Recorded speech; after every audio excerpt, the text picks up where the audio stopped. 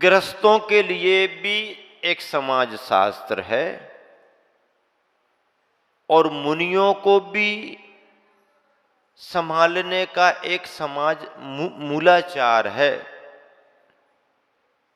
सबके लिए लिखा हुआ है, दूसरे को कैसे संभालें और अपने आप को भी कैसे संभालें। दूसरों को संभालते रहें और खुद को ना संभाल पाए, मामला बिगड़ जाएगा। अपने को भी संभालें और जो अपने को संभाल लेगा वो दूसरे को भी संभाल सकता है। दूसरा संभले ना संभले उसके ऊपर है, लेकिन इसकी हिम्मत है कि दूसरे को संभाल सकता है। 12 वर्ष तक शरण्यक पुत्र वारिसेन, शरण्यक सम्राट शरण्यक का पुत्र वारिसेन था। वारिसेन तो भावना से मुनि बन गए थे, लेकिन किसी समय उनको उनका बचपन का दोस्त मिल गया, पुष्पडाल नाम था। दोनों बचपन में साथ साथ पढ़ते थे।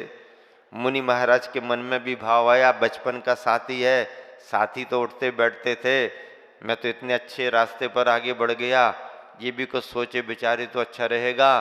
कुछ वात्सल्य कुछ स्नेह महाराज का मिला तो वो समझा तो नहीं धर्म, मन में धर्म और वैराग्य का भाव भी नहीं आया, लेकिन मित्र स्नेह के कारण वो भी कहने लगा जो तुम कर रहे वो हम भी करेंगे। हाँ, करंट तो उठा नहीं, लेकिन फिटिंग उसने भी कर ली और लग गया महाराज जी के साथ। महाराज जी उसकी बात को समझ गए कि इसको अभी निर्विकल्पता तो है नहीं, और साथ लग कोई बात नहीं, साथ लग गए तो लगे रहो। और होते करते करते करते धीरे धीरे करके और 12वें वर्ष में वारिसेन महाराज ने पुष्पडाल को सच्चा मुनि बना दिया, सच्चा मुनि बना दिया। लगे 12 बरस, लेकिन वारिसेन भी पीछे नहीं हटे। हाँ, हमारे नाम को लेकर के हमें देख करके आगे बढ़ गया तो नाम तो हमारा ही जुड़ा है ना। हाँ, इसको ठीक करके रहेंगे। और पुष्पडाल 12वें बरस में जाकर के सही रास्ते पर आगे बढ़ गए। रास्ता तो पहले से भी सही था, बाहर का रास्ता पूरा सही था, पर मन का विकल्प उनका दूर नहीं हो रहा था। वो मन का विकल्प दूर करने में प्रयोग करते करते 12वें वर्ष में वारिसेन मुनिराज सफल हुए। अनेक उदाहरण ऐसे आते हैं। आचार्य शांति सागर जी महाराज जी ने संलेखना में रत एक मुनि का मन विचलित हो गया। उन्हें मालूम चला शांति सागर जी दूसरी जगह चौमासा कर रहे थे, वो दूसरी जगह, लेकिन एक एरिया भी बांध लिया करते हैं। और ऐसे आपत्ति विपत्ति काल में यदि मुनि महाराज किसी की रक्षा के लिए, किसी के मन को निश्चिंत करने के लिए नियम धर्म को आगे बढ़ जाए तो भी कोई दोष नहीं माना गया, क्योंकि धर्म का कार्य है, धर्मात्मा का कार्य है। आचार्य शांति सागर जी महाराज ने उन संलेखना मन से ली, संकल्प मन से किया, साधना उनकी बहुत अच्छी थी, लेकिन शरीर की इतनी प्रतिकूलताएं आ गईं कि मन कमजोर होने लगा। जब आचार्य महाराज को मालूम चला तो उन्होंने आकर के इतना अच्छा संबोधन दिया, इतनी बढ़िया सेवा की और सब कुछ करके उनके लिए पानी पानी कर दिया। और वो क्षमा याचना करने लगे और उन्होंने महाराज जी के सामने पूर्ण रूप से दृढ़ता के साथ पुनः उस संलेखना की तैयारी कर ली और बहुत अच्छी संलेखना हुई। ऐसे उदाहरण मिलते हैं। गुरुवर आचार्य विद्यासागर जी ने कितने परिवारों को संभाल लिया, कितने विचलित होते बालक बालिकाओं को संभाल लिया। किसी का नाम कहीं बताया थोड़ी जाता है, इन सब बातों का प्रचार प्रसार थोड़ी किया जाता है, मंच और माइक से ये बातें थोड़ी होती हैं। लेकिन हजारों बालक बालिका विचलित मन वाले भी गुरुवर को देख करके उनके पास आकर के पानी पानी हो गए। और जरा गुरुवर ने और प्रसन्न होकर के पिच्छी लगा दी तो दुनिया ही बदल दी उन्होंने। हाँ, जो काम बड़ी बड़ी जगह नहीं हो पाते हैं वो गुरुओं के पास आने पर अपने आप हो जाते। क्योंकि जैन कुल में जन्म लिया है तो कितना ही ना कितने ही कर्म की तीव्रता में विचार कर ले, मोह में आकर के कितना भी बड़ा निर्णय कर ले, लेकिन उसके अंदर में अपने धर्म गुरु के प्रति कोने में कहीं श्रद्धा तो बनी रहती है, श्रद्धा बनी रहती है। एक लड़की मन चले भावों में आकर के मोह के परिणामों में जैन कुल को छोड़ करके कहाँ, रोज जिसके घर हिंसा होती है और दुकान लगती उस परिवार में चली गई। एक शहर की सत्य घटना है, और दुकान उसकी गली में ही थी, और मंदिर से निकल करके जंगल जाने का रास्ता महाराज जियों का वही गली से होता था।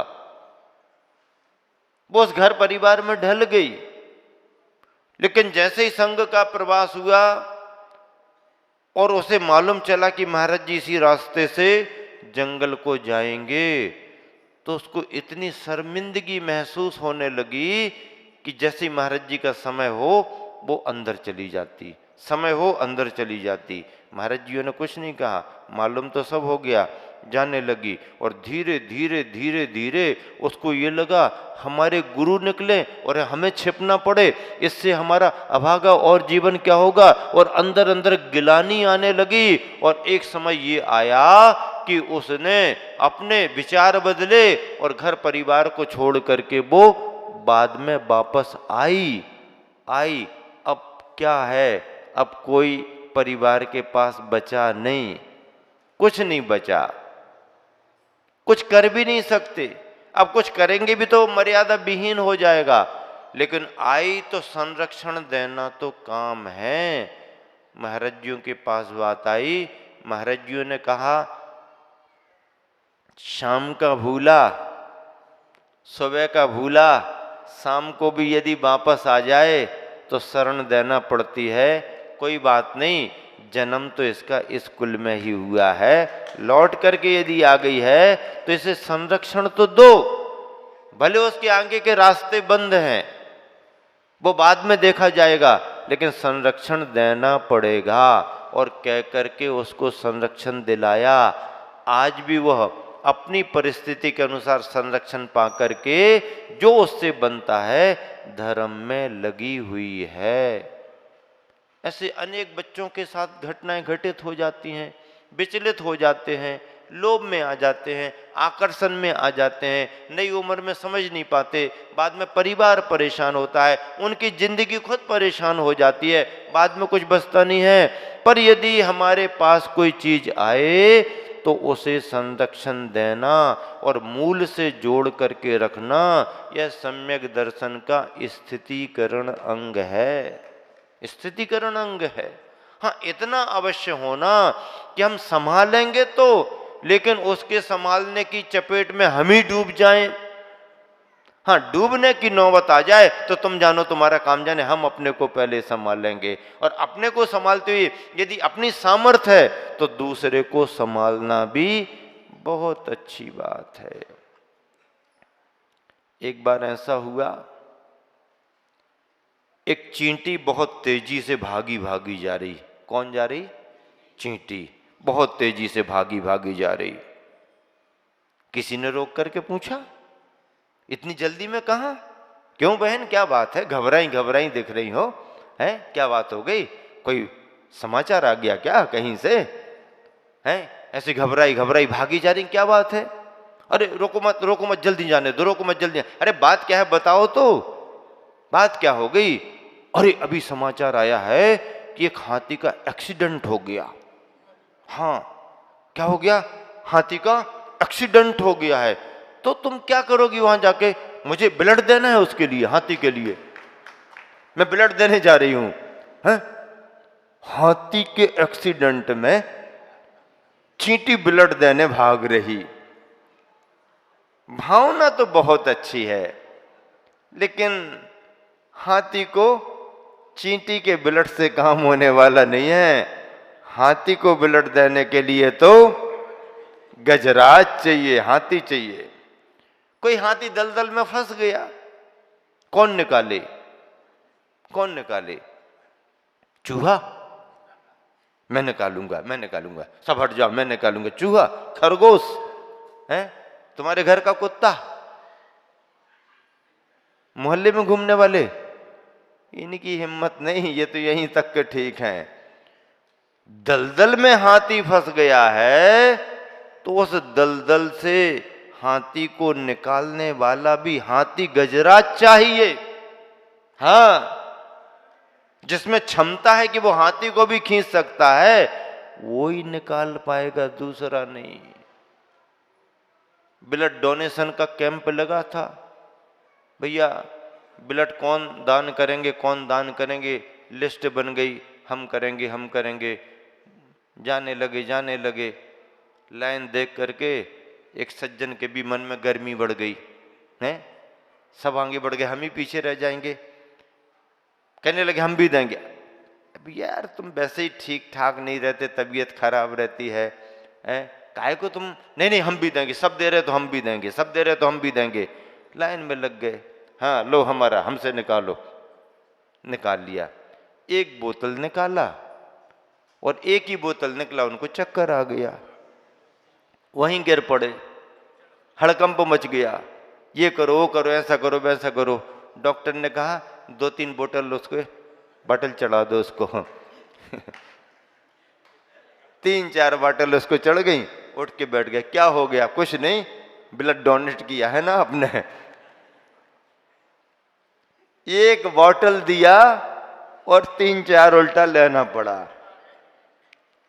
इनसे स्थितिकरण थोड़ी होगा भैया, ये तो भावना रख सकते हैं और बातें कर सकते हैं।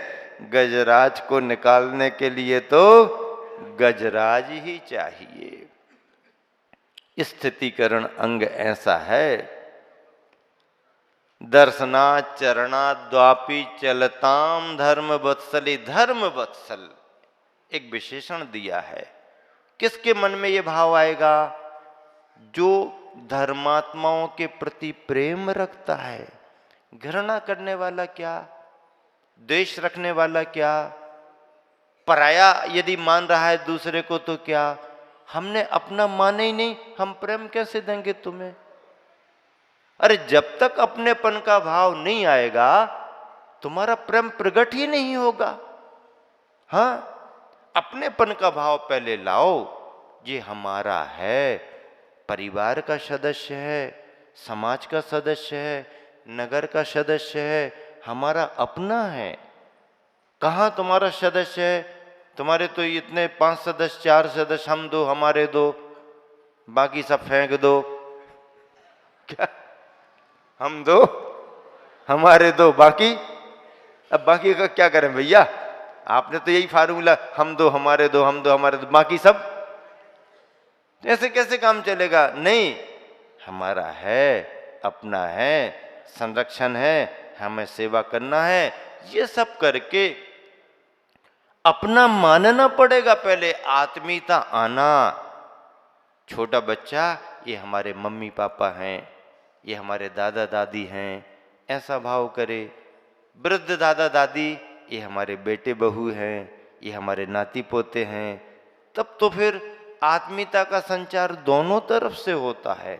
और आत्मीयता का संचार होता है तो पराया भी अपने जैसा लगता है। अपने को अपना बनाना तो बहुत आसान है, जो पराये को अपना बना ले विशेषता तो उसी की है। हाँ, अपरिचित आदमी भी पहली बार आया और जरा सी मुस्कान से, जरा सी वार्ता से उसको ये लगने लगे, ये तो ऐसा लग रहा है जैसे बहुत पुराने परिचित हों, आपकी विशेषता मानी जाएगी। और अपना सगा संबंधी भी, मित्र भी, परिचित कुटुंबी भी आए और जैसे ही उसने देखा और तुम्हारे चेहरे पर 363 झुर्रियां, मुरझाई कली कली, बिखरी गली गली मुरझाई कली, 363 झुर्रियां। कई लोग अभिषेक में अपनी ड्रेस को ठीक ठाक करके पहन करके आते हैं और कोई पुराने जमाने का ऐसा वैसा उठा करके रख करके और उसी को पहन करके आ जाते हैं। हम समझ जाते हैं 363 झुर्नियाँ दिखाई दे रही हैं, लगना क्या था। अच्छा ऐसा ऐसा हाथ करते, घड़ी करते, सामान तो वही है, सामान कोई नया थोड़ी लाए। मैं कई बार कहा करता हूं, अगर तुम्हारे घर में खुशियां कम हो, क्या अगर तुम्हारे घर में खुशियां कम हो तो बाजार से कुछ नया सामान लाने की जरूरत नहीं। हाँ, अगर तुम्हारे घर में खुशियां कम हो तो बाजार से कुछ नया सामान लाने की जरूरत नहीं। खुशियां पाने के लिए घर का बिखरा हुआ सामान ही सजाना शुरू कर दो।